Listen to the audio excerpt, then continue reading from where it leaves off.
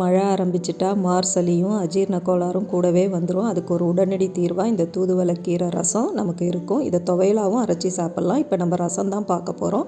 அதுக்கு ஒரு ஆலக்கரண்டியில் ஒரு டீஸ்பூன் நெய் விட்டுக்கிட்டு 6 பூண்டு பல், ஒரு 8 தூதுவளைக்கீரை முள்ளை எடுத்துட்டு சேர்த்துக்கோங்க. கூடவே அரை டீஸ்பூன் மிளகு, அரை டீஸ்பூன் ஜீரகம் சேர்த்து நல்லா வதக்கி விடுங்க. இந்த நெய்யில் ஒரு காஞ்ச மிளகா, 2 சின்ன வெங்காயம் இருந்தால் சேர்த்துக்கோங்க. நான் வெங்காயம் இல்லாததுனால பெரிய வெங்காயத்தை பாதியாக சேர்த்துக்கிறேன். இதை நல்லா வதக்கி இதை நம்ம அரைச்சிக்கலாம் கொரகொரப்பாக. ரசத்துக்கு தேவையான புளி தண்ணி, ஒரு தக்காளி சேர்த்து நல்லா பிசைஞ்சு விட்டு அரை டீஸ்பூன் மஞ்சத்தூள், அரை டீஸ்பூன் குழம்புத்தூள், தேவையான உப்பு சேர்த்து நல்லா கொதிக்க விடுங்க.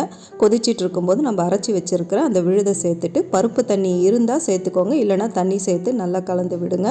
இது நல்லா கொதிக்கும் பொழுது கடுகு, ஜீரகம், காஞ்ச மிளகா, பெருங்காயம், கருவேப்பிலை சேர்த்து தாளித்து கொட்டுங்க. கூடவே தேங்காய், கொத்தமல்லி இலை தூவி இறக்குனா நம்ம ரசம் சூப்பராக ரெடி.